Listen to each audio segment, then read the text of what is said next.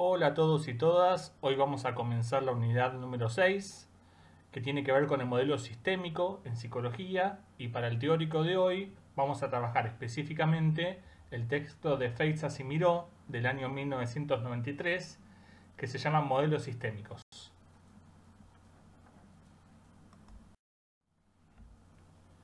Muy bien, para comenzar elegí este meme que vi hace algún tiempo y que me pareció muy representativo de algunas cuestiones que se pueden ver desde la psicología sistémica e inclusive, y con mucha más razón, desde aquellos psicólogos que no son sistémicos, que les suele pasar esto que figura en el meme.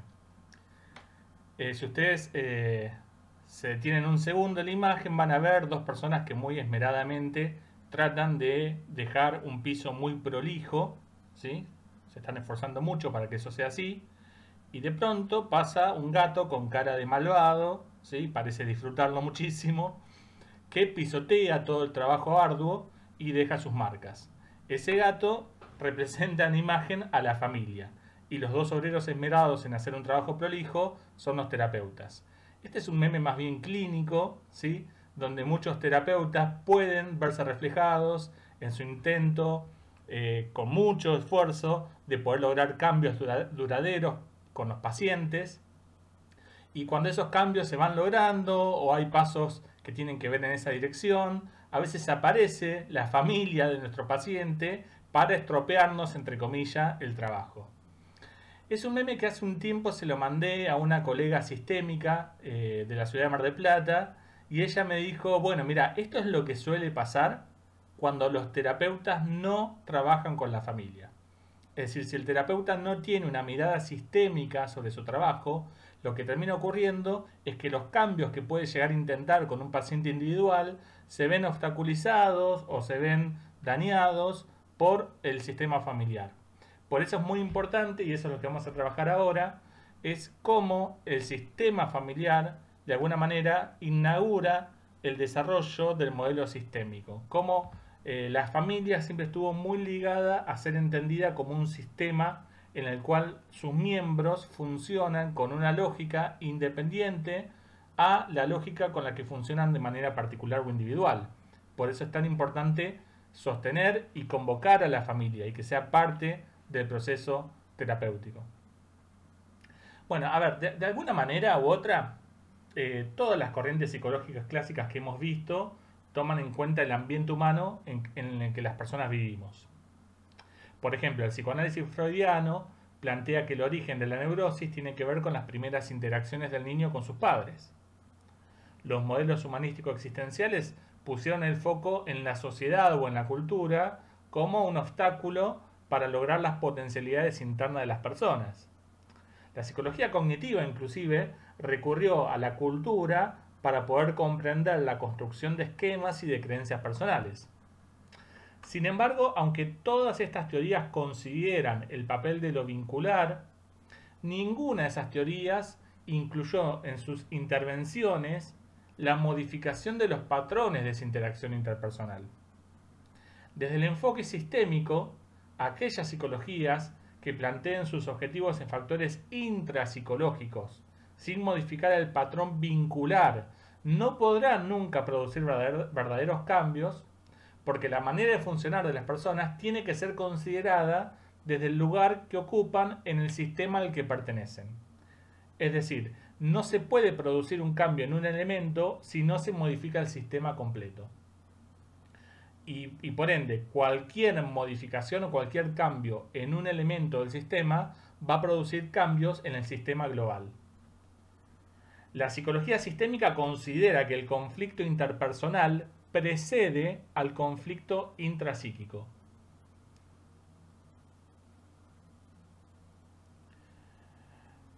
Históricamente, el desarrollo de los modelos sistémicos, como dijimos, estuvo unido a la evolución de la terapia familiar, ¿sí? Y hay un importante lazo entre la historia de la psicología sistémica con la psicoterapia, de tal manera que original e históricamente el modelo sistémico nace desde la clínica y luego empieza a aplicarse en otros ámbitos de inserción laboral del psicólogo, como el laboral, como el educacional, como el comunitario, el organizacional, etc.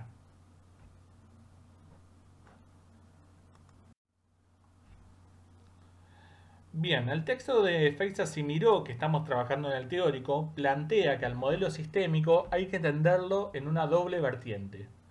Por un lado, el carácter teórico y el carácter técnico o aplicativo del modelo teórico. Desde el punto de vista teórico, el concepto básico del modelo sistémico es obviamente el concepto de sistema. A este concepto nos vamos a dedicar buena parte de la clase de hoy. Desde el punto de vista técnico, las intervenciones apuntan a modificar el patrón de interacción. ¿Qué es un patrón? Bueno, un patrón es una pauta que se repite sistemáticamente y que posee una fuerza suficiente como para imponerse a los elementos del sistema. Por ejemplo, una pauta de interacción agresiva o violenta tenderá a perpetuarse entre los integrantes del sistema, ya sea que el sistema es una pareja, una familia o un grupo de trabajo. Bueno, además de las influencias intelectuales propias de la psicología o la psicoterapia, para entender el contexto de aparición del modelo sistémico, tenemos que entender qué estaba pasando en la década de 1950 en Estados Unidos. Fíjense que el contexto geográfico y epocal coincide en la psicología sistémica como el origen de la psicología cognitiva. Estamos hablando de mitad del siglo XX, después de la Segunda Guerra Mundial, en Estados Unidos. No es casual que la psicología cognitiva y las psicologías sistémicas puedan tener epistemológicamente tantos puntos de conexión y de complementariedad. La Segunda Guerra Mundial dejó a Europa devastada y a los Estados Unidos había quedado algo mejor parado. Pero lo que siguió en Estados Unidos fue una carrera bélica, es decir, la guerra con Corea, la guerra con Vietnam, Irak, Afganistán, lo que implica en la historia de Estados Unidos una enorme cantidad de víctimas y de veteranos de guerra. Eso es lo que está graficado en la imagen. No solamente las dos imágenes superiores de la diapositiva dan cuenta del éxito de Estados Unidos a nivel político, económico, social, y cómo la emergencia de Estados Unidos como potencia mundial, sobre todo después de la Segunda Guerra Mundial, se ha vuelto hegemónica. La contrapartida de eso para los Estados Unidos es la aparición o el surgimiento de muchos veteranos de guerra que obviamente aparecen con un número o con una serie de problemas psicológicos, de patologías psicológicas, como por ejemplo los duelos, las depresiones, el estrés postraumático, aún las crisis psicóticas. Y este aumento de la patología de la población norteamericana, producto de la Segunda Guerra Mundial, también trajo como contrapartida un aumento de la demanda social de los tratamientos psicológicos. Es decir, aumenta la patología psicológica, aumenta la necesidad de tratamientos. Entonces el gobierno de Estados Unidos tiene que hacerse cargo de esa demanda. ¿Y qué es hacerse cargo? Bueno, hay muchas fundaciones privadas y muchas becas otorgadas por el gobierno de Estados Unidos tendientes a desarrollar e investigar los procesos de psicoterapia. Es decir, favorecer aquellos tratamientos que puedan dar respuestas puntuales a los sufrimientos de las personas. Tengan en cuenta que para esta época los tratamientos farmacológicos todavía no se habían desarrollado con el nivel tecnológico con el que contamos en el presente, que es muy bueno. Y para cuestiones como la psicosis no existía, o la esquizofrenia, no había tratamientos psicológicos eficaces de ningún tipo. El único modelo psicológico que empezaba a dar algún tipo de respuesta ante eso era el que años antes se había desarrollado con el psicoanálisis, con la recepción del psicoanálisis en Estados Unidos por medio de la psiquiatría. Pero ustedes piensen que para una sociedad norteamericana pragmatista, funcionalista, capitalista, donde los valores como la eficacia, la rapidez, la eficiencia siempre fueron muy importantes, tratamientos psicoanalíticos que otorgaban resultados pobres o que eran demasiado tardíos no eran bien considerados en la sociedad norteamericana. Por eso hay que entender que el psicoanálisis en Norteamérica no es una teoría psicológica hegemónica. De hecho, más bien marginal y está más del lado de la psiquiatría, cuestión que vamos a ver en los próximos teóricos por qué pasa eso. Bueno, hay valores a mitad de la década del 50 en Estados Unidos que tienen que ver con la libertad, con la democracia, con los derechos humanos. Ustedes piensen en los movimientos sociales que empiezan a aparecer en los Estados Unidos, que son valores que de alguna manera empiezan a impactar en el terreno psicológico. ¿En qué sentido? Bueno, ustedes piensen que guerras habían existido siempre y por lo tanto el sufrimiento psicológico que causaban esas guerras también habían existido. Pero en este contexto ya no se podía tolerar que esa población no estuviera atendida psicológicamente. Por lo tanto, se demandaba del gobierno norteamericano que estuviera dispuesto a destinar fondos para el desarrollo de programas de salud mental. En este contexto es que nosotros tenemos que entender cómo se desarrolla desde la década del 50 en Estados Unidos tres grandes modelos psicoterapéuticos. Por un lado el cognitivo, que ya en la década del 60 va a tener aplicaciones a la psicoterapia. Por otro lado el sistémico, que es lo que vamos a ver en el teórico de hoy. Y por otro lado también la corriente humanista fenomenológica, ¿sí? Con autores como Rogers, sobre todo, que va a tener muchos desarrollos, no solo en psicoterapia, sino también en investigación. Vamos a comenzar a plantear algunas cuestiones que tienen que ver con el desarrollo histórico del modelo sistémico. Primero lo que hay que tener en cuenta, y por eso la imagen, es que el desarrollo de los modelos sistémicos va de la mano del desarrollo de la terapia familiar. Como les decía al comienzo del teórico, el desarrollo del modelo sistémico psicológico va a estar muy influenciado y muy unido al desarrollo terapéutico clínico de la terapia familiar. Es decir, que muchos autores lo que van a observar es que el modelo sistémico en psicología, más allá de influencias sociales, contextuales, políticas, filosóficas, epistemológicas que nos vamos a detener en el teórico, tiene mucha influencia marcadamente clínica, ¿sí? A principios del siglo XX existían varias formas de consejo matrimonial y orientación infantil que incluían a otros miembros de la familia en el tratamiento. Sin embargo, es importante que tengan en cuenta que el principal propósito de esos modelos de consejo matrimonial y orientación infantil a la hora de incluir a otras personas no era intervenir sistémicamente en la familia, sino tener más información por medio de otras personas sobre el paciente individual con el que trataban. Es decir, se convocaba a la familia, pero no para intervenir en la familia, sino para recabar más información acerca del paciente individual. En el caso del psicoanálisis, si bien se consideraba importante las relaciones familiares en la génesis de los conflictos neuróticos, el planteo terapéutico era exclusivamente intrapsíquico. O sea que ya Freud había hablado de la génesis de la neurosis en la relación de los padres con los hijos. Pero esta inclusión de otros miembros en la teoría en realidad tenía que ver con una explicación teórica acerca del origen de la neurosis, pero de ninguna manera un intento de aplicar una intervención psicoanalítica sobre el sistema familiar. De hecho, Freud desaconsejaba ver a los otros miembros de la familia.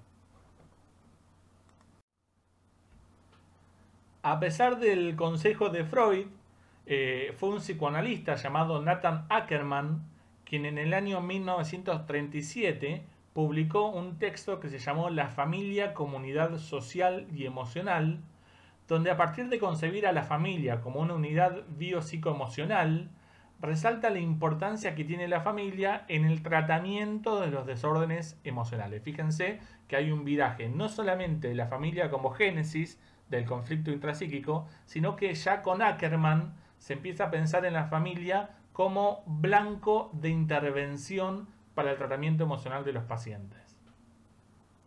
Durante la década de 1940 se produjeron en Estados Unidos aportaciones que, proviniendo de un marco psicoanalítico, fueron más allá de la ortodoxia freudiana.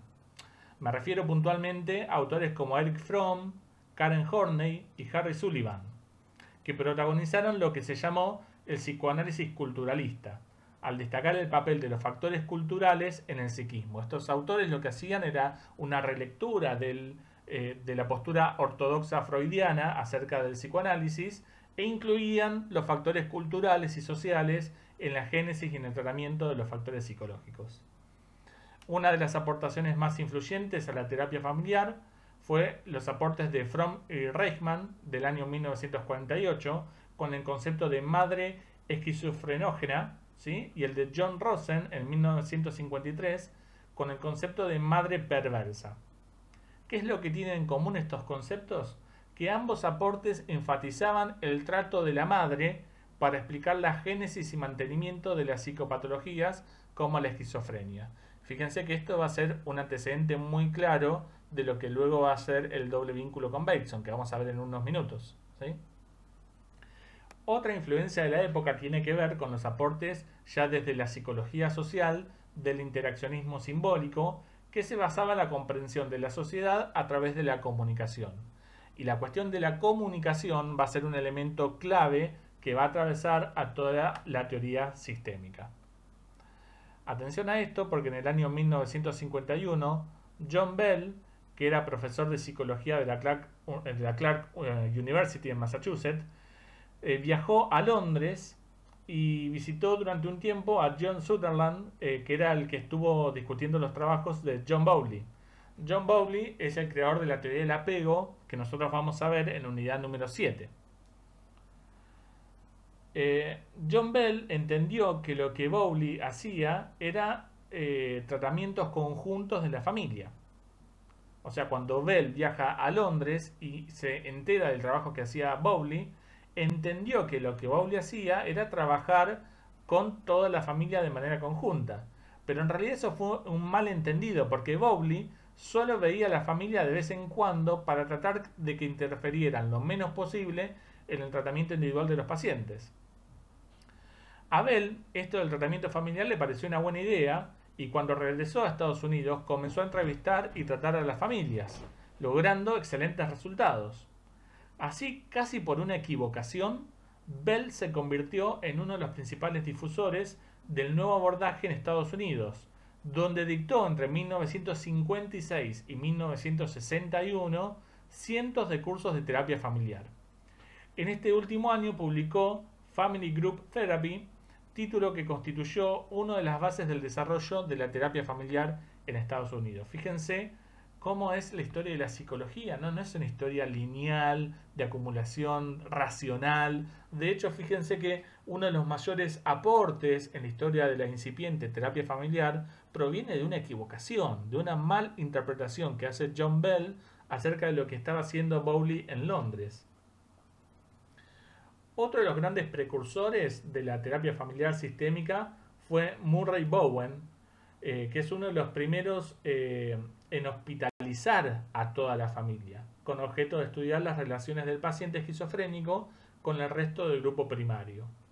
Pensaba que el problema del paciente tenía relación con un nexo simbiótico no resuelto en la relación con su madre. Nexo simbiótico nos referimos a un nexo fusional, pegoteado. Desarrolló una hipótesis trigeneracional para explicar la esquizofrenia, de la que derivó la idea de que muchas de las enfermedades emocionales se desarrollan en 3 generaciones anteriores, donde existe una interdependencia estrecha entre sus miembros. ¿Qué decía Bowen? Por ejemplo, que la esquizofrenia necesita de 3 generaciones para desarrollarse. Los padres del esquizofrénico son personas inmaduras que han tenido problemas emocionales serios con sus propios padres. Es decir, de que una persona esquizofrénica hay que rastrear esa patología en el sistema familiar de hasta 3 generaciones anteriores. Bien, vamos a detenernos un ratito en los aportes de Gregory Bateson y el concepto de doble vínculo, porque esto es fundamental y se ha indicado este aporte como el origen o el inicio de la psicología sistémica. Según el texto de Freixas y Miró, que nosotros estamos trabajando, los inicios más serios de la terapia familiar vinieron de la mano del antropólogo Gregory Bateson. Bueno, les voy a hablar un poquito de quién fue Bateson, ¿sí? Primero, Bateson es inglés, nació en Grantchester en 1904, estudió zoología, graduándose a los 21 años, y llegó a realizar en 1926 su primera publicación, un trabajo sobre genética con su padre. Su padre era un genetista muy famoso en Inglaterra. Sin embargo, y para el disgusto de los padres, los intereses de Bateson se inclinaron hacia la antropología, que estudió en Cambridge.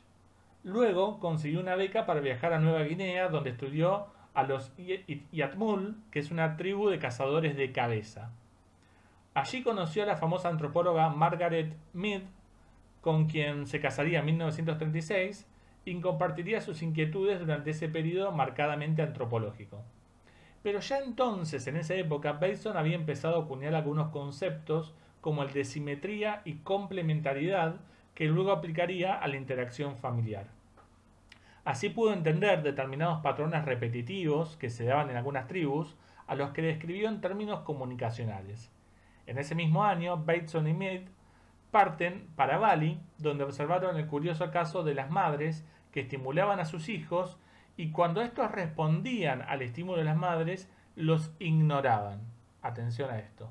Empezaban a estudiar ya en Bali, ¿sí?, cómo las madres estimulaban a los hijos y cuando los hijos respondían a esa estimulación, ellas no los atendían, sino que los ignoraban.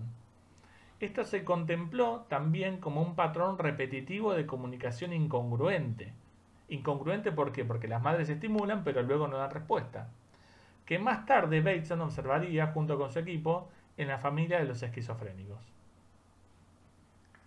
Entonces, Gregory Bateson, que era un antropólogo, y su equipo de Palo Alto, en California, empezaban a investigar sobre la comunicación entre el esquizofrénico y su familia. Para investigar los patrones de comunicación en la esquizofrenia, Bateson se unió a un grupo de psicoterapeutas. Fíjense cómo se empieza a dar la cuestión de la interdisciplinariedad. Entonces había Bateson de la antropología, un grupo de terapeutas y también un grupo de teóricos de la comunicación. Esto se llevó a cabo en Palo Alto, en California, durante el año 1952 a 1962.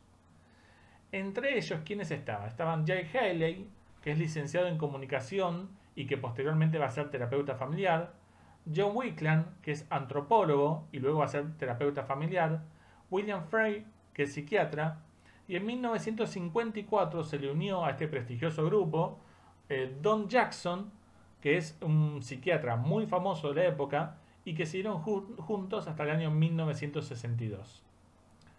Entonces fíjense que alrededor de la escuela de Palo Alto se formó un grupo interdisciplinario que estaba liderado por Gregory Bateson, donde también estaban Jay Haley, Wickland, Free y Don Jackson.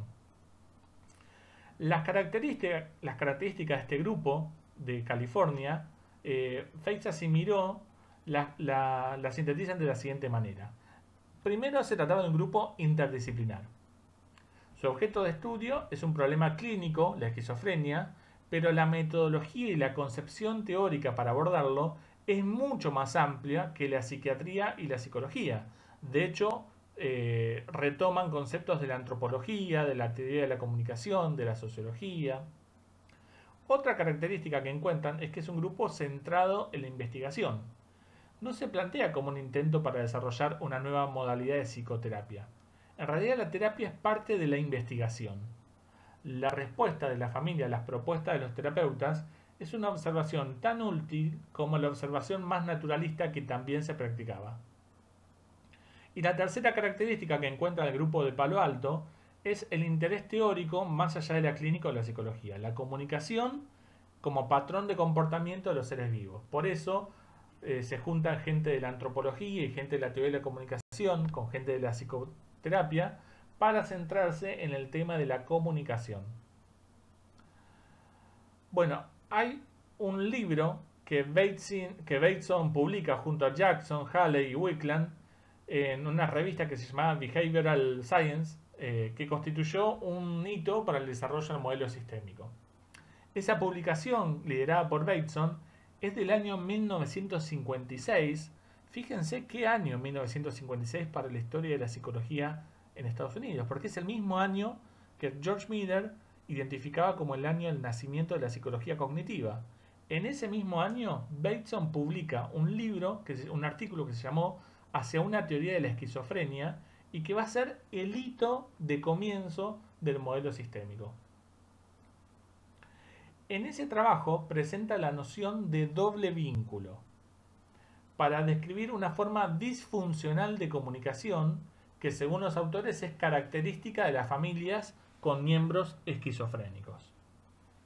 En esencia, el concepto se refiere a la emisión de mensajes incongruentes a distintos tipos de niveles lógicos, también conocido como mensajes paradójicos. Por ejemplo, estimular o provocar una respuesta en el otro y luego quejarse porque se ha dado. Un clima en que en el otro no pueda metacomunicar, o sea, hablar acerca de lo ocurrido y en un contexto de importancia vital para el niño, es decir, que esos hayan sido sus padres. ¿Qué sería un mensaje paradójico? Bueno, imagínense en una clase, en un práctico, donde el docente les dice, bueno, a ver, me gustaría que participen, hagan sus comentarios. Todas las críticas van a ser bienvenidas. Eso nos sirve a nosotros para mejorar, nos sirve para ajustar cuestiones pedagógicas, así que nos gustaría que puedan criticar con libertad el funcionamiento de la cátedra. Entonces los estudiantes, animados por ese estímulo, empiezan a comentar. Bueno, a mí me parece que las clases son un poco aburridas, a mí me parece que los textos son demasiado largos, a mí me parece que se puede ajustar esta cuestión pedagógica, y el docente empieza a poner cara de ofuscado, se molesta, interrumpe y corta la conversación yéndose a otro tema. Bueno, evidentemente ese fue un mensaje paradójico, o sea, él pidió que ustedes participen y cuando ustedes participan no les da lugar. Ahora, ¿cuál es la gran diferencia? Eso sería la base de la etiología de la esquizofrenia. Pero la mayoría de las personas lo que podemos hacer es metacomunicar. ¿Qué sería metacomunicar? Comunicar acerca de la comunicación. Entonces le podemos pedir al docente, disculpe profesor, la verdad es que me asombra un poco que ustedes nos pidan la opinión, pero que al dar la opinión se moleste y se fastidie. Cuando ustedes hacen eso, metacomunicar, es decir, comunicar o hablar acerca de la comunicación, es una salida emocional y es una salida lógica en la que ustedes pueden de alguna manera canalizar la incongruencia de la comunicación. Pero ¿qué pasa con los niños que no tienen capacidad simbólica aún, donde el mensaje contradictorio se da de manera sistemática como patrón vincular por parte de los padres? En realidad, esos niños quedan atrapados en esa circularidad paradojal y es ahí donde, según esta teoría del año 1956, quedan atrapados en un vínculo paradojal que produce la esquizofrenia. En el caso del doble vínculo, esa posibilidad de metacomunicar estaría vedada por la capacidad cognitiva del niño que no tiene esa posibilidad simbólica. Se plantea también que el esquizofrénico no puede distinguir entre distintos niveles lógicos, confundiendo los del nivel de la clase con los del nivel de sus miembros. Así confunde un mensaje que indica que se cambia de registro, por ejemplo, se va a contar un chiste o se va a hacer una broma, con un ordinario, lo cual resulta en una dificultad para distinguir lo literal y lo metafórico. Esto es lo que se observa habitualmente en pacientes con esquizofrenia, es decir, que no tienen capacidad simbólica para diferenciar un chiste o una metáfora, ¿no? Por ejemplo, hay una frase en inglés que sería traducida como están lloviendo baldes de agua. Un paciente con esquizofrenia severa no podría distinguir que en realidad lo que significa esa metáfora es que está lloviendo mucho y creería que lo que está cayendo del cielo son baldes plásticos de agua. A ver, más que una teoría válida para la esquizofrenia, el concepto de doble vínculo fue un fenómeno o un concepto que lo que trajo a la historia de la psicología fue la posibilidad de pensar la perturbación emocional o psicológica desde los términos de la comunicación. Este es el gran aporte. Hoy en día, ni siquiera los sistémicos sostienen que una patología tan severa como la esquizofrenia solamente puede explicarse en términos de fallas de comunicación, porque obviamente hay factores biológicos o genéticos que se han descubierto muy importantes en la causa, en la génesis de la esquizofrenia. Ningún sistémico reduce la explicación de la esquizofrenia hoy en día al concepto de doble vínculo. Pero sí es importante este concepto porque tiene una relevancia histórica. ¿En qué sentido? En que fue la primera explicación etiológica de una enfermedad mental en términos de falla comunicativa. Bien, En 1959, Don Jackson crea el Mental Research Institute en Palo Alto, lo que se conoce como el MRI. La intención de Jackson era dar continuidad al equipo de Palo Alto. Bateson no se sumó al equipo del nuevo centro, aunque fue invitado a hacerlo, porque ya estaba implicado en otro proyecto de investigación de comunicación en las Islas Vírgenes. De hecho, estaba investigando sobre la comunicación entre humanos y delfines. Poco después, unos años después de la creación por parte de Jackson del MRI, 3 años después, se integró un psiquiatra austríaco muy interesado en la comunicación que se llama Paul Watzlawick. Watzlawick va a ser muy importante, es un autor que nosotros vamos a trabajar en prácticos desde una fuente primaria, porque escribió un libro muy pero muy importante que ahora vamos a mencionar.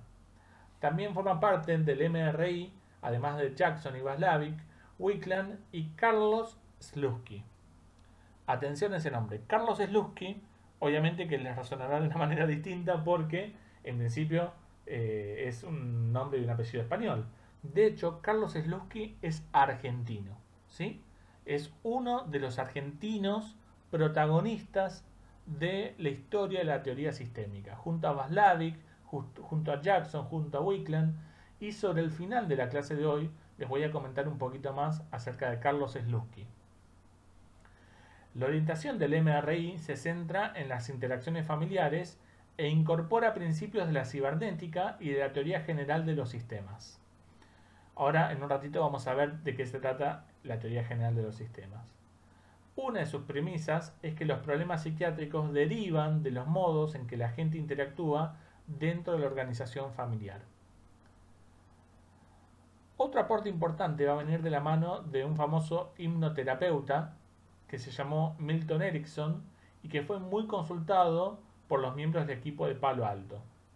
Erickson les mostró que fenómenos que observaban en los esquizofrénicos, como alucinaciones, delirios, alteraciones de la personalidad, amnesias, implican una situación en la que se dan instrucciones contradictorias, pero a distinto nivel lógico, como ocurre frecuentemente en el propio proceso de la inducción del trance.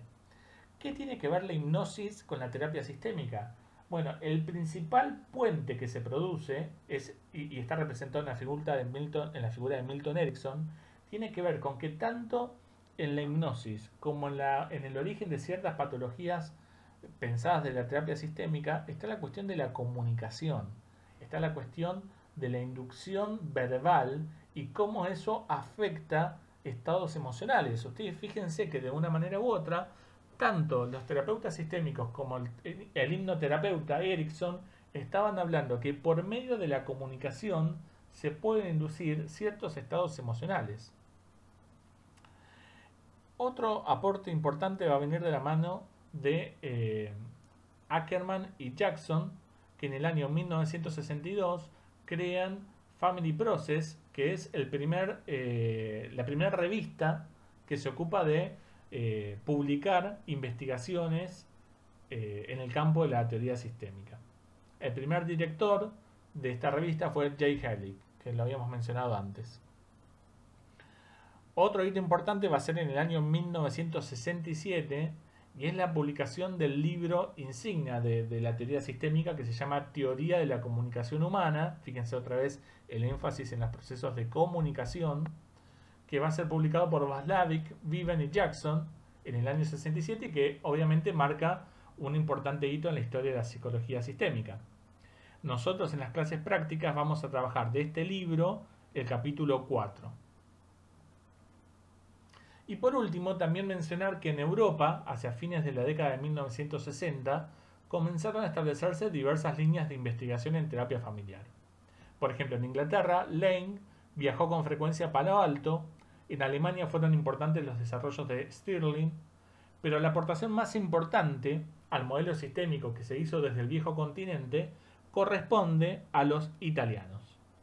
En 1967, Mara Selvini Palossoli, Luigi Bosco, Gianfranco Cecchin y Gianluca Tratta, conocido como el Grupo de Milán, pone en marcha un centro de investigación en terapia familiar.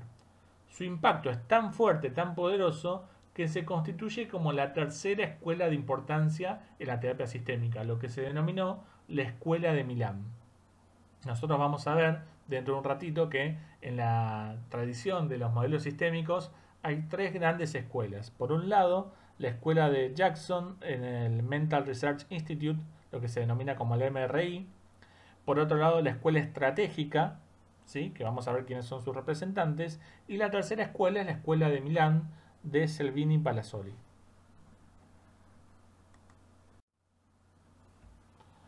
Bueno, muy bien, vamos dejando de lado ya el recorrido histórico y a partir de ahora nos vamos a adentrar un poco más en los conceptos básicos que constituyen el núcleo de la explicación de la psicología sistémica. A nivel conceptual, la mitad del siglo XX implicó tiempos de grandes cambios, es decir, ya era evidente para esta época la crisis del positivismo y del reduccionismo mecanicista. Esto lo habíamos trabajado ya en el teórico de Lucho. Durante el siglo XIX, las ciencias se basaban en modelos mecanicistas derivados de la física clásica. En psicología, tanto el psicoanálisis como el conductismo se veían presos de esas limitaciones positivistas, mecanicistas, fisicalistas. Sin embargo, para muchos resultaba poco atractiva intelectualmente la imagen de un ser humano dominado por esos instintos inconscientes que determinaban nuestro psiquismo o por condicionamientos ambientales externos que nos obligaban a comportarnos de determinada manera. Ustedes piensan que ya después de la Segunda Guerra Mundial, conceptos como el de libertad eran muy importantes en toda la sociedad occidental, con lo cual determinismos inconscientes o determinismos ambientalistas no empezaban a ser bien vistos por la psicología de la época. Era necesaria una nueva psicología que pudiera librarse de esos determinismos inconscientes y de los determinismos ambientalistas. En estos años se consolidan nuevos modelos metateóricos que antes se habían esbozado con mayor o menor detalle, pero que en los años de 1950 llegan a tener una importante repercusión. Los ejemplos más claros y relevantes para nuestro tema son, por un lado, la teoría general de los sistemas, que está ahí arriba de la diapositiva, que es la que nosotros nos vamos a detener con mayor precisión, y también la cibernética y la teoría de la comunicación. Los aportes recibidos de estas disciplinas rompen con el viejo paradigma de la psicología mecanicista fisicalista y surge una nueva concepción de ser humano. Fíjense que tanto la cibernética como la teoría de la comunicación también van a ser disciplinas que influyeron, como hemos visto en el teórico anterior, en el origen de la psicología cognitiva.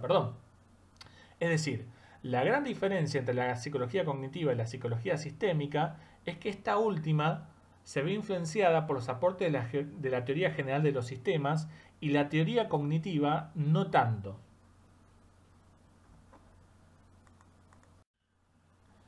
Bien, nos detenemos entonces en la teoría que más influyó en la psicología sistémica, que es la teoría general de los sistemas, que surgió de los trabajos del biólogo alemán Carl von Bertalanffy entre 1950 y 1968, con el fin de construir un modelo práctico para poder conceptualizar los fenómenos que la posición mecanicista reduccionista de la ciencia no podía explicar. Fíjense que esto está planteado desde la biología. Fue uno de los primeros en tener una concepción sistemática y totalizadora de la biología, que se denominó organicista, considerando al organismo como un sistema abierto en constante intercambio con otros sistemas circundantes por medio de complejas interacciones. La teoría general de los sistemas se constituyó como un marco teórico unificador e interdisciplinario y por lo tanto era aplicable a cualquier sistema tanto natural como artificial, perteneciente a las ciencias naturales como a las ciencias sociales. Es decir, la teoría general de los sistemas que proviene de la biología con von Bertalanffy no solamente impacta en la biología, produciendo un cambio desde modelos mecanicistas a modelos más sistemáticos, sino que también impactó en otras ciencias y no solamente las ciencias naturales, sino también las ciencias humanísticas o las ciencias sociales, en la sociología, en la antropología, en la economía, en las ciencias políticas y también impactó, como estamos viendo en este teórico, en la psicología. Bueno, el concepto clave de la teoría de los sistemas obviamente que es el concepto de sistema. Un sistema puede definirse como un conjunto de elementos dinámicamente estructurados cuya totalidad genera unas propiedades que en parte son independientes de aquella que poseen sus elementos por separado. Por eso, para entender el funcionamiento de un sistema, es necesario tener en cuenta no solamente sus elementos por separado, sino también las relaciones entre ellos y las propiedades que resultan de la totalidad. Por ejemplo, ustedes piensen, algo que tienen bien a mano, es un grupo de graph. En un grupo de graph, el funcionamiento de ese grupo no se puede explicar solamente por las variables de la personalidad de cada uno de ustedes que integran el grupo de graph. Es decir, el sistema no funciona simplemente como una sumatoria de elementos. Es decir, que si yo tengo personas, no sé, narcisistas o personas que son de alguna manera tímidas o que son extrovertidas, etc., no se puede explicar el grupo por la sumatoria de esas personalidades, sino que el funcionamiento de ese grupo de graph se tiene que entender en función de las relaciones y de los fenómenos que se dan por la interacción, generando una nueva totalidad, una nueva gestalt, un nuevo sistema. Además del concepto de relación, Bertalanffy destacó el concepto de interacción, definiendo al sistema como un conjunto de elementos que interactúan entre sí, presuponiendo de este modo la existencia de una interdependencia entre las partes y la posibilidad de un cambio a través de la reversibilidad de la relación. Atención a esto porque está graficado en la imagen de la izquierda. Cada una de las partes que encierra un sistema puede ser considerado como un subsistema. Es decir, un conjunto de partes e interrelaciones que se encuentran estructural y funcionalmente dentro de un sistema mayor y que posee sus propias características. Así podemos decir que los subsistemas son sistemas más pequeños dentro de sistemas mayores. Por ejemplo, en un grupo de graph puede haber subsistemas, es decir, agrupamientos de 2 o 3 o 5 personas que tienen un funcionamiento propio y que no se define únicamente por las características del sistema mayor.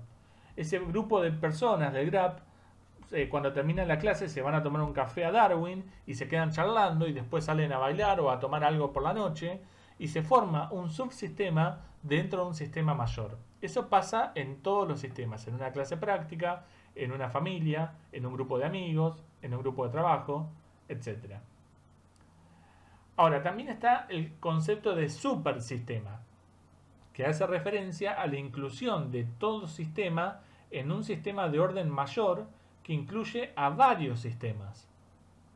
Por ejemplo, en la imagen que está a la izquierda de la diapositiva, ustedes fíjense que la familia nuclear, ¿sí?, muchas veces está dentro de un sistema más grande, que es la familia extensa, y eso se llama supersistema, ¿no? Ahora la familia extensa está dentro de un subgrupo comunitario, y ese subgrupo comunitario, que puede ser el trabajo, los amigos, los vecinos, está dentro de una ciudad o de una comuna, que a la vez está dentro de una provincia, que a la vez está dentro de un estado nacional, que a la vez tiene que ver con un continente. Bueno, y así se van conformando los supersistemas.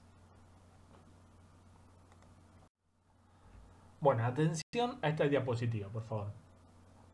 Es importante diferenciar los sistemas abiertos de los sistemas cerrados, aunque también conviene señalar que entre los investigadores no existe un criterio unificado para la diferenciación entre los mismos. Por eso, algunos autores hablan de sistemas más o menos abiertos y sistemas más o menos cerrados, es decir, donde la característica de abierto o cerrado no es tan clara. Siguiendo la conceptualización clásica de von Bertalanffy, un sistema cerrado se define como aquel que no intercambia información con el medio. Por ejemplo, un globo. Un globo, cuando está inflado y está anudado, no intercambia la información ni los compuestos químicos con el medio. De hecho, cuando intercambia con el medio es cuando se explotó y cuando ya no sirve para más.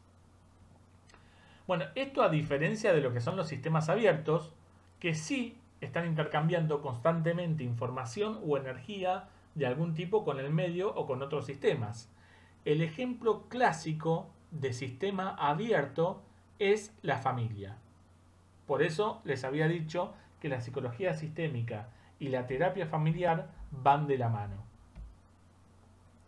En un sistema abierto, el intercambio es de tal naturaleza que logra mantener alguna forma de equilibrio continuo o estado permanente, y las relaciones con el medio son tales que admiten cambios y adaptaciones.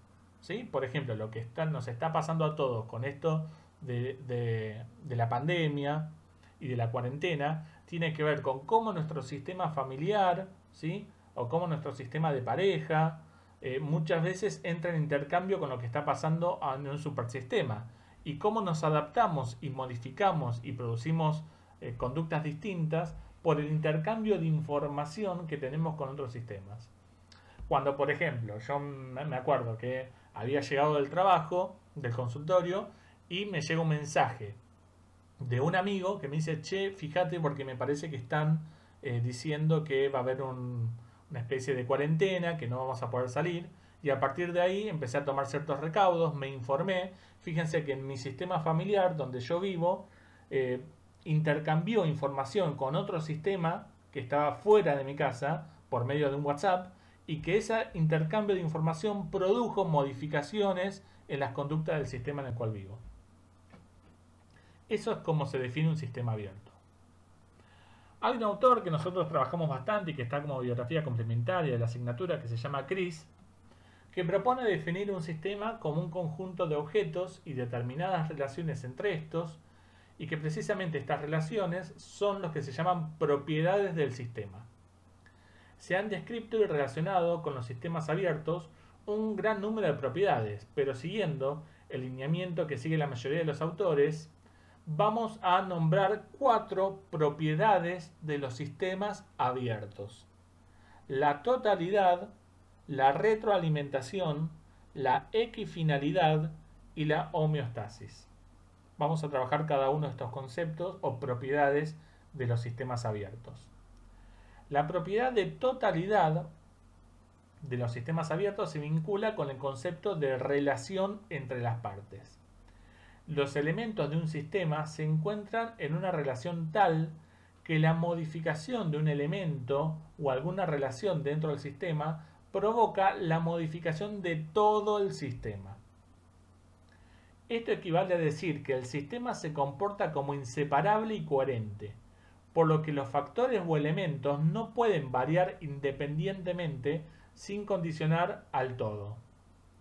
Bertalanffy aclara que no solo es necesario estudiar las partes y los procesos en estado de aislamiento, sino también resolver los problemas decisivos que se encuentran en la organización y en el orden que unifican esas partes y esos procesos, que resultan de la interacción dinámica de las partes, ya que hacen que las conductas de las mismas sean muy diferentes cuando se estudia dentro del todo. A ver, pensemos un ejemplo de concepto de totalidad. Imagínense una comisión de 45 o 50 personas en el aula 21, ¿sí? De nuestra facultad. La disposición física se va a complejizar. ¿Qué pasa si de esas 45 o 50 personas, 20 deciden cambiarse de comisión?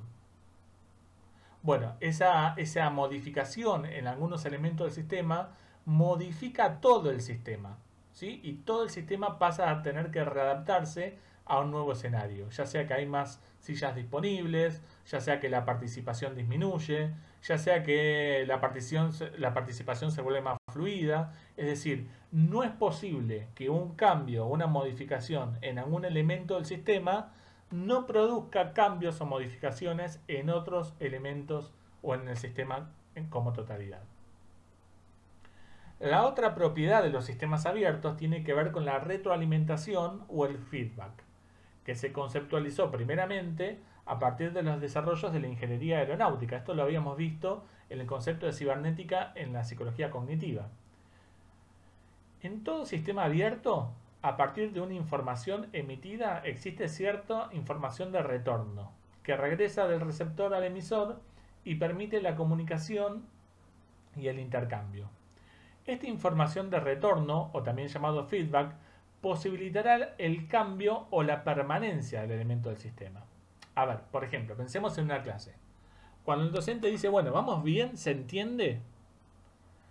Si hay un silencio absoluto, el profesor suele preguntar nuevamente, ¿sí? Si los estudiantes empiezan a bostezar o se levantan y se van del aula, bueno, eso es una información que retroalimenta la conducta del docente. Cuando yo estoy dando clases teóricos, si los estudiantes empiezan a inquietar y empiezan a agarrar el celular, o empiezan a bostezar, o empiezan a estirarse, esa información de los estudiantes me retroalimenta informativamente a mí y empiezo a creer que bueno, ya es hora de hacer una pausa.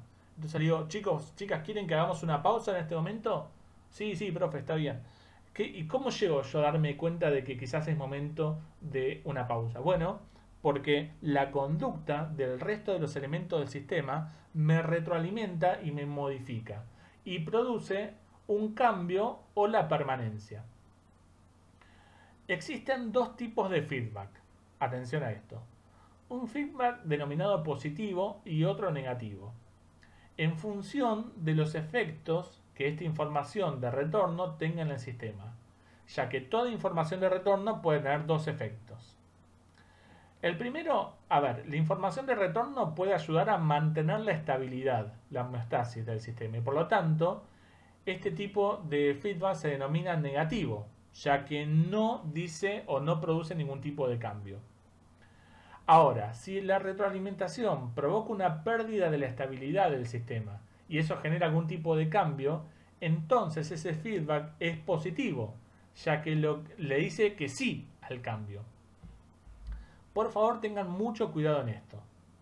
Es importante que tengan presente que el adjetivo de positivo o negativo simplemente hace referencia a que se aparezca o no aparezca un cambio, o una ruptura en el equilibrio del sistema.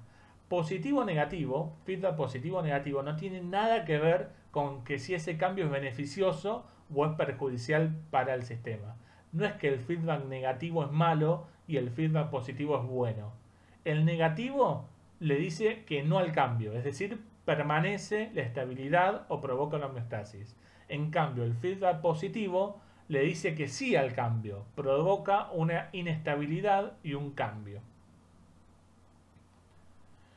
Tanto la homeostasis como la transformación constituyen dos procesos complementarios para la vida del sistema. Cuando esta autorregulación no funciona correctamente, las consecuencias pueden ser que predominen los procesos transformativos que pueden llevar a la disolución del sistema o que se produzca un endurecimiento del sistema que pierda flexibilidad y capacidad adaptativa, proporcionando respuestas repetitivas cada vez menos eficaces y menos coherentes. Los sistemas abiertos tienden a moverse hacia niveles cada vez más complejos de organización y por ende el concepto de feedback positivo no lleva necesariamente a la desorganización o a la destrucción del sistema, sino que mediante la amplificación de la diferencia permite explicar el crecimiento, el aprendizaje y la evolución del sistema. Todo sistema, por definición, es un sistema dinámico que cambia, que se modifica y que se va retroalimentando la información con el medio, y es eso específicamente lo que produce un cambio. Piensen en la historia de una pareja, cómo pasa a través de distintos momentos de cambio. No es lo mismo conocer a alguien y lo que pasa en los primeros 3 o 4 semanas, o inclusive, vamos a ser benévolos, 6 meses, de lo que pasa con una pareja después de 5 o 10 años o 20. Otra característica o otra propiedad de los sistemas abiertos tiene que ver con la equifinalidad, que hace referencia a los procesos y a cómo estos fueron llevados a cabo. Un sistema abierto, autorregulado y circular, los resultados no son provocados por las condiciones iniciales, sino por la naturaleza de los procesos que operan u operaron en ese sistema. ¿Qué quiere decir esto? Que los mismos resultados pueden tener orígenes distintos, contrariamente a lo que ocurre en los sistemas cerrados, donde los resultados son determinados por las condiciones iniciales. Esta propiedad es reversible, ya que podemos verificarla en sentido contrario. Resultados iguales o similares pueden deberse a puntos de partida diferentes. Ejemplos de equifinalidad. Bueno, imagínense dos personas que... ahora me acabo de acordar. Cuando yo hice el ingreso a mi colegio secundario, me acuerdo que tenía que rendir un examen para poder ingresar. El examen era bastante complejo, al menos para lo que yo podía percibir en ese momento. Y me acuerdo que, bueno, o eran todos muy buenos estudiantes o yo no era tan bueno, porque en el examen de matemática solamente desaprobamos 5 personas, que tuvimos que ir al recuperatorio para poder ingresar a ese colegio. Bueno, después finalmente lo rendimos. Ahora, ¿qué quiero decir de esto? Que de las 5 personas que rendimos el examen recuperatorio para ingresar al colegio, algunas de esas personas tuvieron mejor rendimiento durante toda la secundaria que el resto de las personas que habían aprobado inmediatamente y sin tener que ir al recuperatorio en el examen de matemáticas. Con lo cual el concepto de equifinalidad significa que los mismos estados iniciales de un sistema no determinan las condiciones finales del sistema. Es decir, que en realidad los cambios tienen que ver con los procesos de transformación y de intercambio de información que se dan con el medio. Lo que se rompe con el concepto de equifinalidad es la idea del determinismo inicial, ¿sí? Esto también es un palito para el psicoanálisis, que pone mucho peso en las condiciones iniciales del sistema o de la persona, que tiene que ver con los primeros años de vida. De ninguna manera la psicología sistémica va a decir que hay una determinación del pasado por sobre el presente. El último punto que es interesante marcar acerca de los sistemas abiertos tiene que ver con el concepto de homeostasis o autorregulación.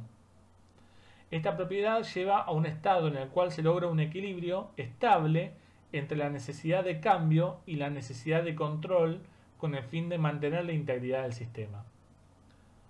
A ver, todo sistema necesita cambio y necesita permanencia, ¿sí? Pensemos en una pareja. En una pareja, que es un sistema compuesto por dos elementos, en principio, a lo largo de los años, ¿sí?, hay momentos de cambio, hay procesos de cambio y hay procesos de mantenimiento. Si todo fuera cambio, sería imposible mantener la estabilidad de una pareja. Si cada día que nos despertamos al lado de una persona tendríamos que definir las nuevas propiedades del sistema y los nuevos acuerdos, sería sumamente estresante y no se podría sostener. Ahora, si todo fuera permanencia y no hubiera cambio, ese sistema tendería a cerrarse y finalmente a morir, a desaparecer, porque todo sistema abierto tiende hacia la transformación y hacia el dinamismo.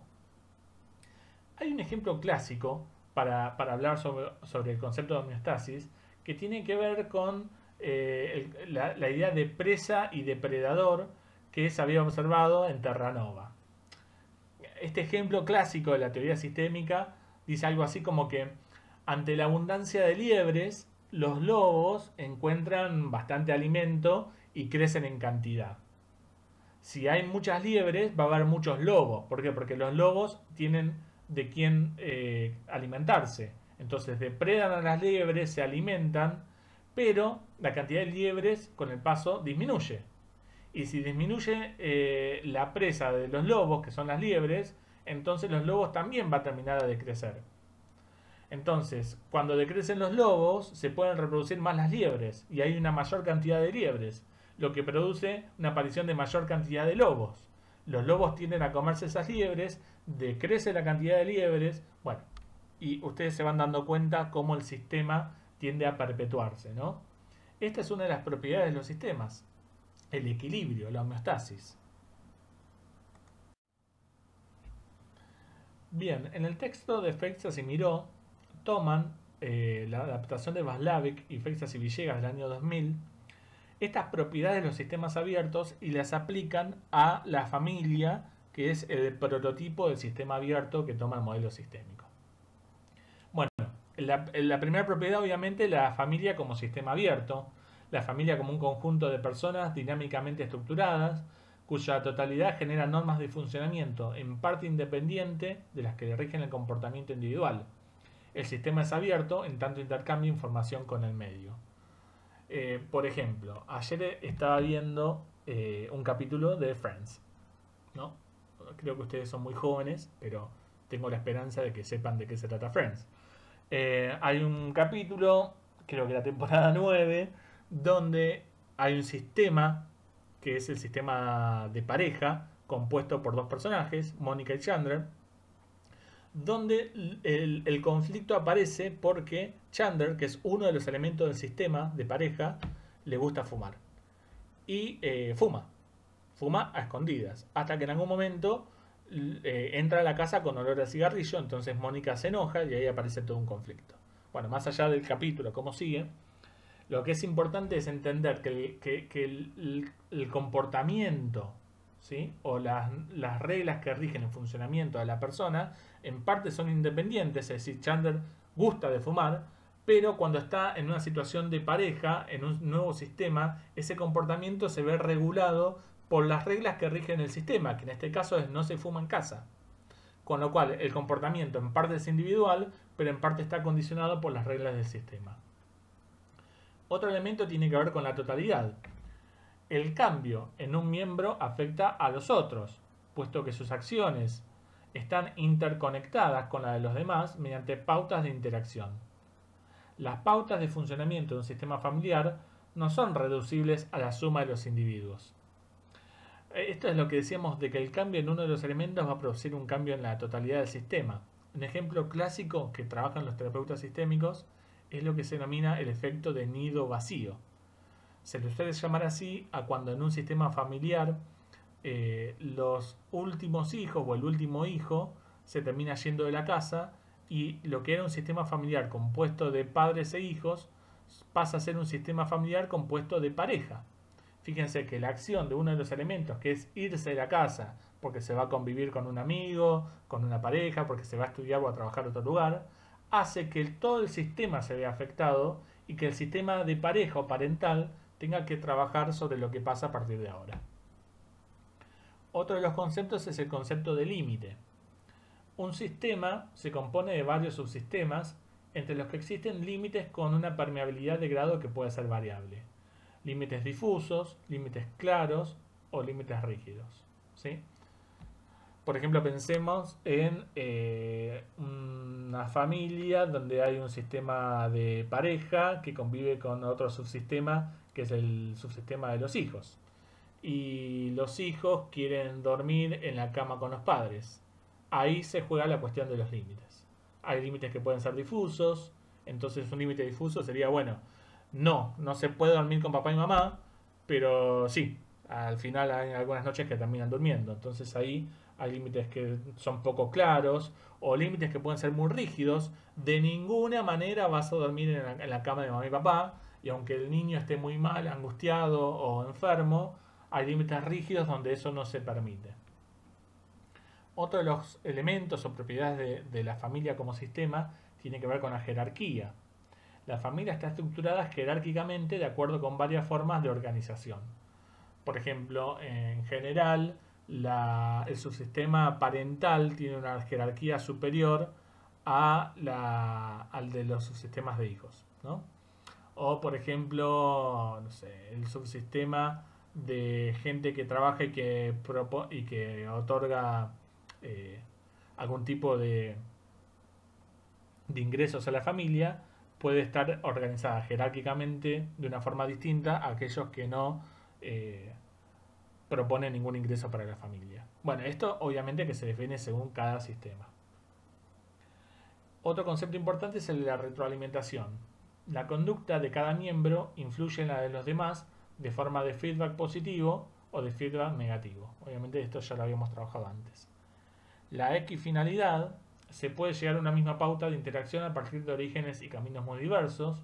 El estado inicial es independiente al estado inicial, es decir, una pareja que se va a convivir y que los primeros días o los primeros meses o inclusive años de la convivencia pueden ser muy difíciles, pero eso no determina de ninguna manera que toda la convivencia vaya a ser pésima, sino que pueden llegar a aprender y a establecer nuevos acuerdos que rijan el sistema.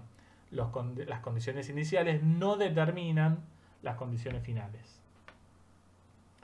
Y la tendencia, por último, a estados constantes. La necesidad de economizar favorece la aparición de redundancias comunicacionales que con el tiempo dan lugar a reglas interaccionales que pueden llegar a convertirse en los parámetros del sistema. con cada movimiento interaccional disminuye el número de variedades comunicacionales posibles. A ver, la tendencia a estados constantes hace que las reglas comunicacionales de la familia no tengan que ser explicitadas todo el tiempo. Y eso economiza el funcionamiento del sistema familiar. Bueno, ya sabemos, por ejemplo, que, no sé, mientras yo lavo los platos, vos terminás de levantar la mesa y que si yo cocino, vos lavás los platos y los días que vos cocinas yo lavo y eso no tenemos que explicitarlo y decirlo todo el tiempo, sino que hay una tendencia a que eso se mantenga de manera constante porque hay un acuerdo que puede ser tácito o implícito.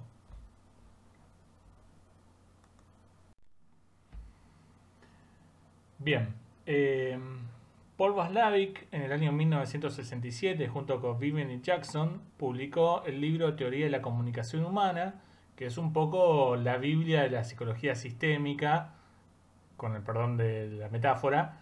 Digo que es un libro absolutamente de referencia para el modelo sistémico porque de alguna forma lo que se presenta son los conceptos comunicacionales. Y esto lo hace a partir de la presentación de 5 axiomas. Estos axiomas se denominan así porque su cumplimiento es indefectible y no pueden no verificarse en todo sistema abierto.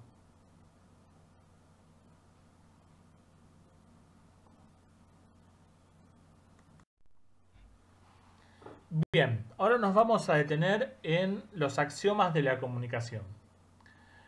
El primero plantea que es imposible no comunicarse. Todo comportamiento es una forma de comunicación. Como no existe forma contraria al comportamiento, es decir, no puedo no comportarme, tampoco existe la no comunicación. Todo cuanto yo haga o deje de hacer es una forma de comunicar. El segundo axioma plantea que toda comunicación tiene un nivel de contenido y un nivel de relación, de tal manera que el último clasifica al primero y es por tanto una metacomunicación. Esto significa que toda comunicación tiene, además del significado de las palabras, más información referida al tipo de relación que existe entre los que se están comunicando.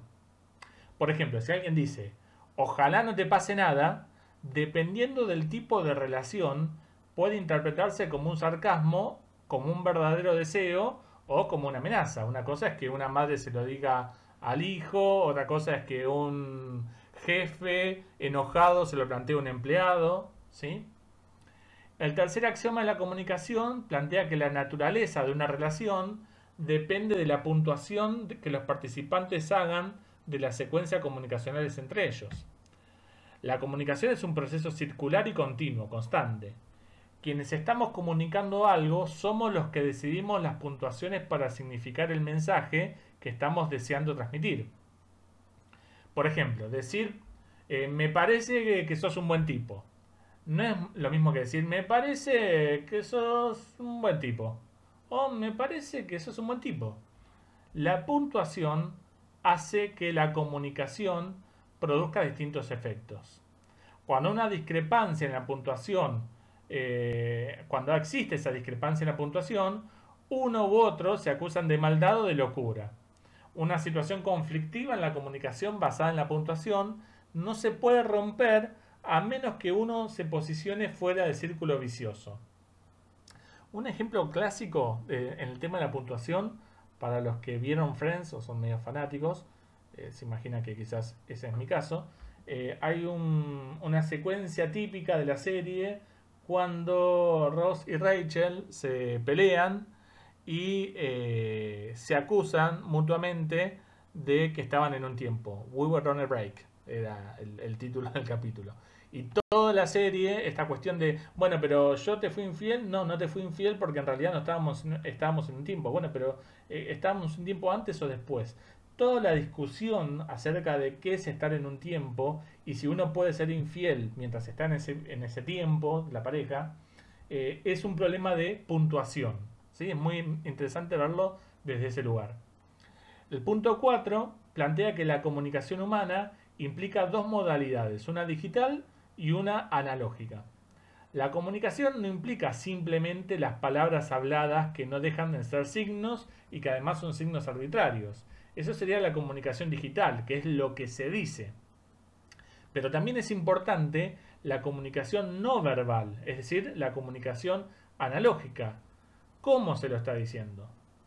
Por ejemplo, a veces pasan en consultorio que uno puede preguntar, bueno, ¿cómo estás? ¿Cómo te fue en la semana? Y el paciente dice, bien, pero lo dice con una cara de angustia, o con los brazos cruzados, o encorvado, o con los hombros caídos, y hay toda una comunicación, que es la comunicación analógica, la no verbal, que es tan importante como la comunicación verbal. Y los terapeutas sistémicos le prestan mucha atención a la comunicación no verbal, porque en algún sentido es la comunicación que menos se puede controlar. ¿Sí? Yo puedo controlar lo que digo con esfuerzo, pero no es tan fácil controlar cómo lo digo en la comunicación no verbal. Y el último axioma de la comunicación dice que los intercambios comunicacionales pueden ser tanto simétricos como complementarios. En función del tipo de relación establecida, puede darse una simetría, si es que están basados en la igualdad, y si se mueven en un mismo plano, por ejemplo, entre pares, entre hermanos, entre pareja, o una complementariedad, donde se establece una diferencia y que es aceptada, como en el caso de los padres con los hijos o de un docente con los estudiantes. Pero es muy importante tener presente la variabilidad o la flexibilidad. Cuando existe simetría, puede haber competencia o lucha de poder. En el extremo patológico no hay respeto por el otro, el caso típico de los hermanos que compiten a ver quién hace mejor las cosas. También la complementariedad rígida genera dificultades, como son las frustraciones en la relación, la desconfianza o el miedo. Por ejemplo, un docente tirano, un docente que se muestra muy asimétrico, muy autoritario, en vez de producir confianza y participación, produce miedo.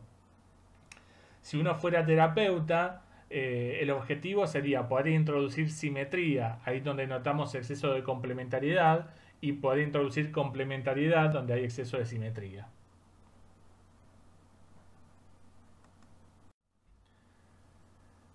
Muy bien, como les dije desde el inicio, el modelo sistémico va a estar muy relacionado con lo que es el desarrollo de la terapia individual, y por eso el método terapéutico va a ser muy importante en el desarrollo de este modelo. Desde la teoría sistémica hay una reconsideración del concepto de síntoma. Porque ahora los síntomas son vistos como expresiones disfuncionales del sistema familiar, no de la persona. El síntoma es del sistema familiar o del sistema de la pareja, no de la persona individual. Esto implica un cambio en la concepción de qué es el paciente y de quién es el paciente, ¿sí? El problema ya no es solamente alojado en una persona, sino que el problema o el síntoma pertenece al sistema, ya sea la pareja, la familia, la institución, el colegio, la clase, el grupo de amigos, etc. La persona por la que se consulta suele ser el paciente identificado. Fíjense que ya no se habla de paciente, sino se habla de paciente identificado. Es decir, el miembro del sistema familiar, por ejemplo, que presenta el síntoma o el problema. La solución del problema se encuentra supeditada al cambio en los patrones disfuncionales de la interacción familiar. Una vez más queda claro cómo, con el modelo sistémico, se pasa de una concepción intrapsíquica del problema a una concepción interaccional del problema, por lo cual la intervención no está dirigida hacia el paciente individual o particular, ¿sí? Por ejemplo, en el caso de los Simpsons, que ahí vemos la imagen, el problema de conducta de Bart no puede ser intervenido terapéuticamente trabajando solamente con Bart, sino que hay un problema de violencia o de agresividad sistémica en la familia, donde se trabaja y se interviene en la familia, no con Bart. No se puede pensar en los problemas de conducta de Bart sin pensar en el modelo familiar de los Simpsons. La terapia sistémica suele ser crítica de la utilización de diagnósticos tradicionales, por ejemplo, el depresivo, la anoréxica, el adicto, etc. Ya que muchas veces la propia búsqueda del diagnóstico formal puede ser visto como una de las formas que la familia tiene de confirmar el carácter desviado del paciente identificando, y se legitima oficialmente así esa desviación. Por ejemplo, la familia puede buscar el diagnóstico del terapeuta que le indique que Juana es anoréxica, ¿viste? Es anoréxica porque lo dijo la psicóloga. ¿Qué pasa? Si el psicólogo o la psicóloga legitima que Juana es anoréxica o que Roberto es adicto o lo que sea, o que Micaela es depresiva, en realidad se está alojando el problema en la persona y no en el sistema familiar. Ojo con caer en esa trampa. Los terapeutas sistémicos tienen mucha precaución con respecto a la utilización de diagnósticos. Y otra característica del tratamiento sistémico tiene que ver con los tiempos, porque son considerablemente más cortos comparados con las terapias psicoanalíticas. Y la actitud del terapeuta es mucho más activa, propone intervenciones, tareas entre sesión. Habitualmente el lenguaje analógico, es decir, el no verbal, ocupa un lugar muy importante en el tratamiento. Con lo cual esto del diván no estaría habilitado en la terapia sistémica porque se perdería gran parte de la comunicación entre terapeuta y paciente o entre terapeuta y sistema familiar, que es el lenguaje analógico, el no verbal, que es una parte muy rica del tratamiento sistémico. Bien, siguiendo entonces el texto de Feixas y Miró, que nosotros estamos trabajando en el práctico, proponen tres grandes escuelas sistémicas que son las más importantes. Vamos a ver cada una de las tres. La primera es la escuela interaccional del MRI o escuela de Palo Alto, se la llama de las dos maneras. Esta escuela se identifica principalmente con la segunda generación de investigadores de Palo Alto. Parten de la idea de que los cambios terapéuticos no son diferentes de las continuas transformaciones que sufren los diferentes sistemas en evoluciones naturales. Para esta escuela, la solución es el problema. Atención a esa idea porque es muy interesante. Ellos plantean que la solución es el problema. ¿Qué significa esto? Que las personas que llegan con problemas a la consulta psicoterapéutica traen una dificultad. Esa dificultad está definida por alguno de los miembros del sistema familiar como problema y hay una serie de intentos de soluciones fallidos que no solo no lograron solucionar dicho problema, sino que por el contrario, muchas veces lo que hacen es mantenerlo y obstaculizar el proceso normal de cambio. Fíjense que de esta concepción el problema tiene que ver con los intentos de solución del problema y cómo esos intentos no hacen más que sostener la problemática. Déjenme darle un ejemplo. Por ejemplo, una paciente indicada puede ser una hija adolescente con problemas de alimentación. Entonces los padres, para intentar solucionar, entre comillas, ese problema, preocupados, comienzan a controlar la ingesta de alimentos y este control no hace más que exacerbar el problema, creando una especie de circularidad sistémica. Entonces las intervenciones apuntan primariamente a identificar los circuitos intervinientes y las diferentes soluciones intentadas, luego poder bloquear estas soluciones intentadas fallidas para cortar ese proceso cibernético de feedback negativo, que recuerden que el feedback negativo es el que mantiene el estado del sistema, que en este caso mantendría el problema. El objetivo es modificar las estructuras o las pautas interaccionales que rigen al sistema, lo que se conoce como un cambio 2, ya que todas las soluciones intentadas fallidas son consideradas como meros cambio 1, que se entiende como más de lo mismo. Esta escuela sistémica suele hablar de lo que se denomina cambio 1 y cambio 2. El cambio 1 es cambiar un poquito de algo, pero que en definitiva ese cambio 1 no produce ningún cambio verdadero. En cambio, aunque suene redundante, el cambio 2 sí es un cambio verdadero porque apunta a modificar los patrones interaccionales.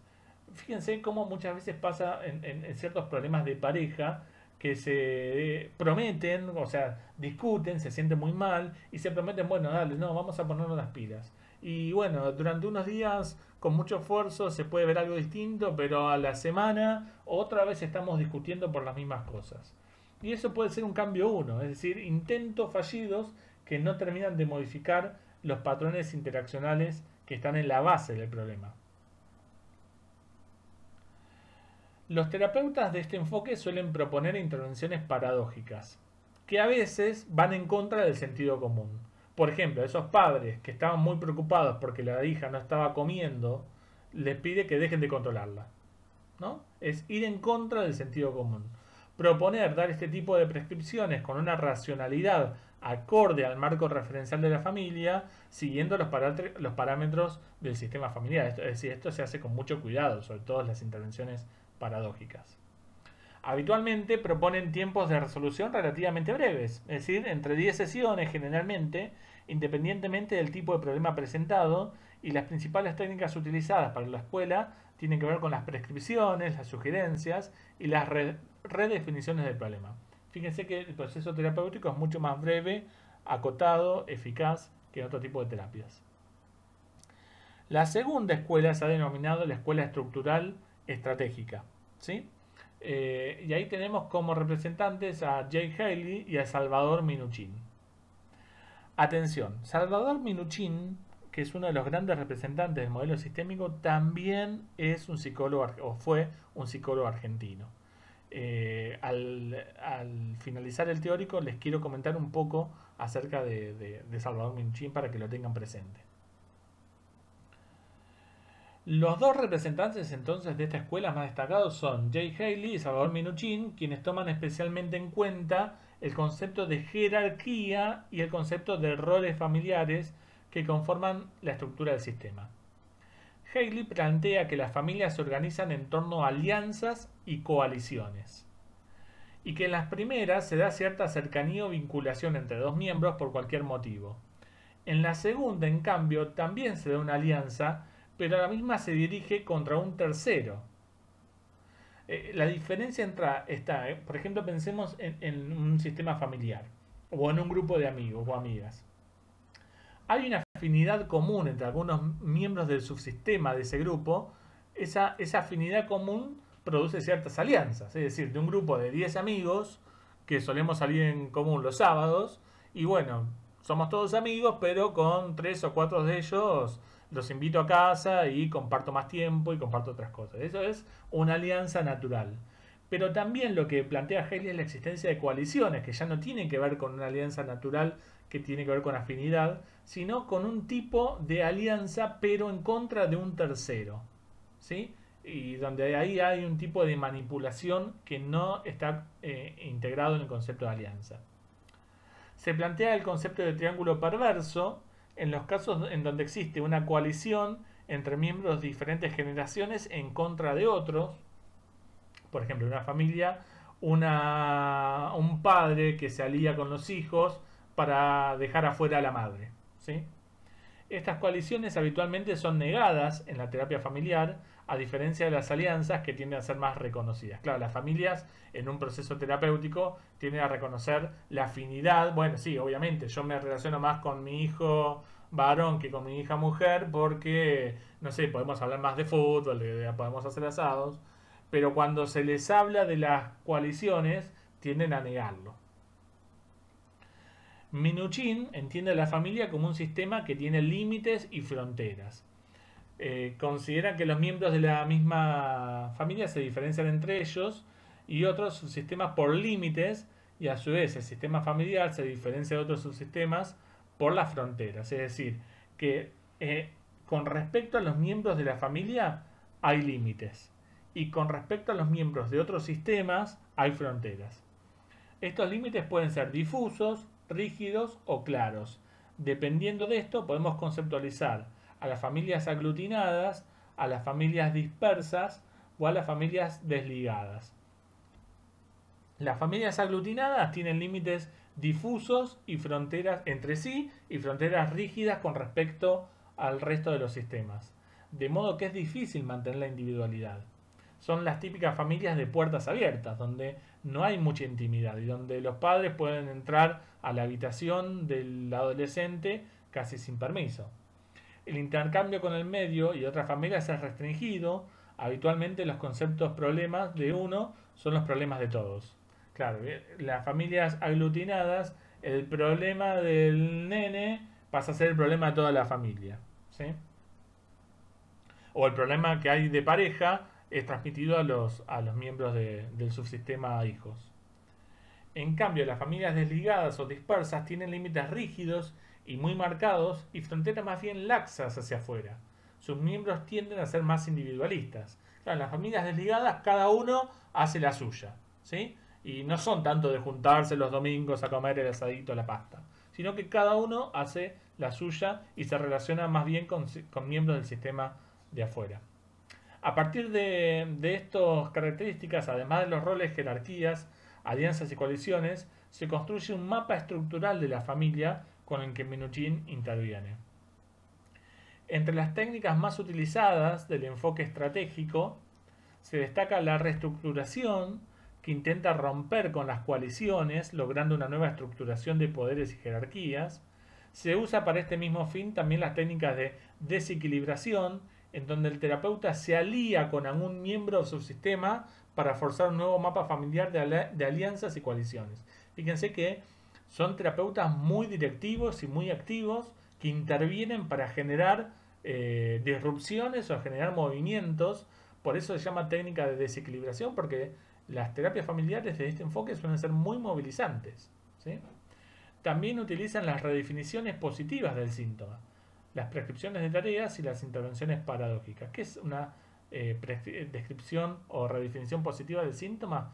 Bueno, entender cómo un problema de un miembro de la familia en realidad puede ser visto como una ventaja o un llamado de atención a todo el sistema.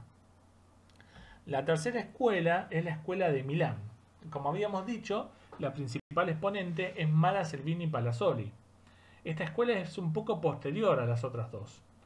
Tuvieron intentos contactos con Václavic y otros miembros de la escuela del MRI y realizaron una lectura muy profunda de los textos de Bateson. Trabajaron fundamentalmente con familias con graves disfuncionalidades y organización muy rígida, que ellos denominan familias con transición psicótica. Trabajaron principalmente con familias con algún miembro psicótico o con trastornos de alimentación. Este tipo de terapia sistémica suele tener muy buenos resultados con pacientes graves, con pacientes con trastornos de alimentación, con pacientes con problemas de conductas adictivas.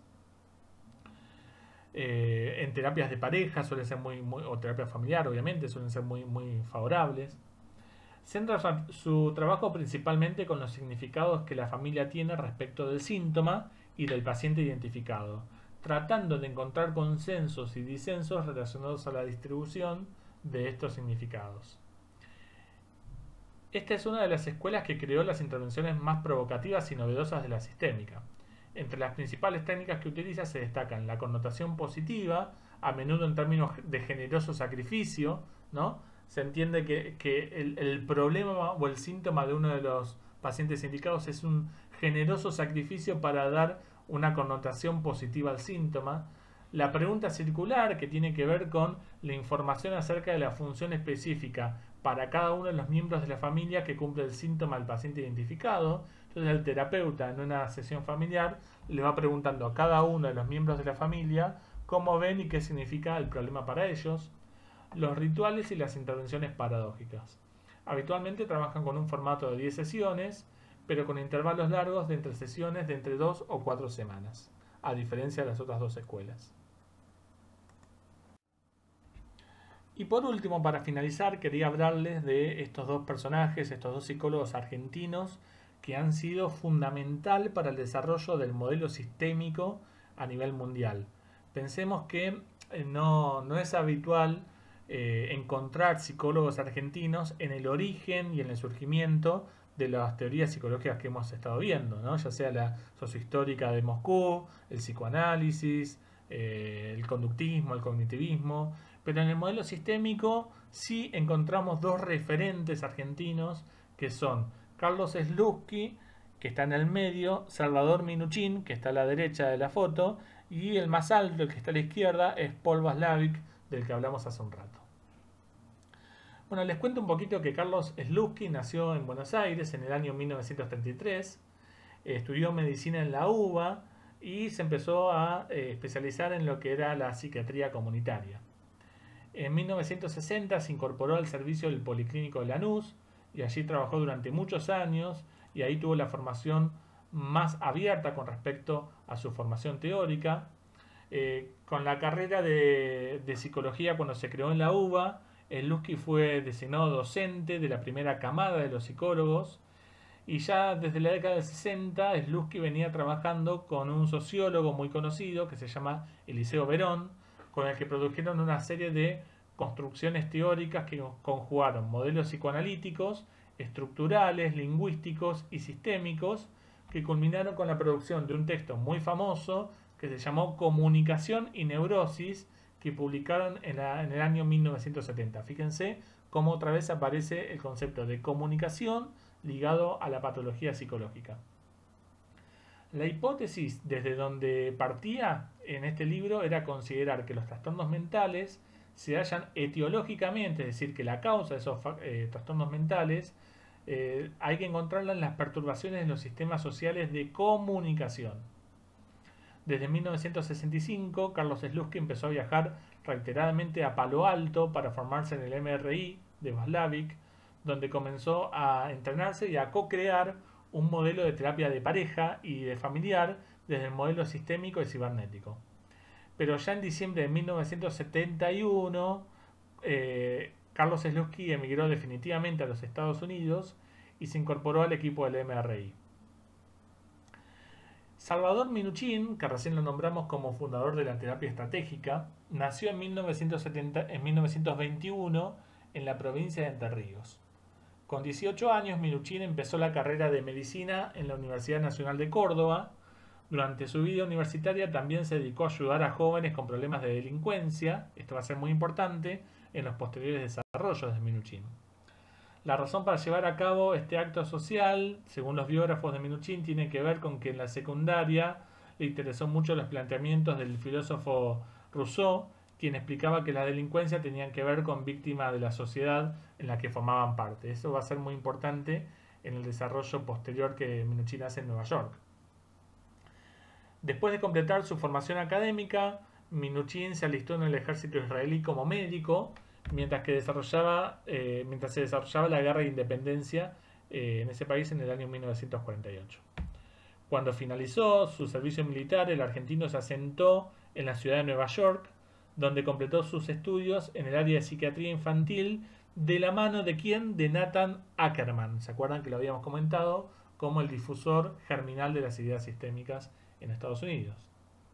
A principios de los años 60 fueron sus inicios como terapeuta familiar e investigador en un suburbio de Nueva York, trabajando en una institución para delincuentes de entre 8 y 12 años, cuyas familias eran pobres, desorganizadas y multiproblemáticas. Fíjense cómo Minuchin ahí pudo empezar a aplicar sobre el trabajo de familias pobres en los suburbios de Nueva York el problema de la delincuencia.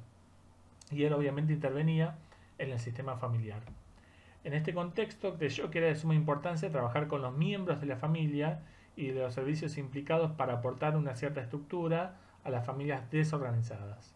Bueno, Minuchin murió en el año 2017 en Florida a la edad de 96 años. Carlos Slutsky, obviamente que todavía está con vida. Es interesante ver cómo estos dos psicólogos argentinos fueron clave en la difusión y en la emergencia de modelo sistémico a nivel mundial.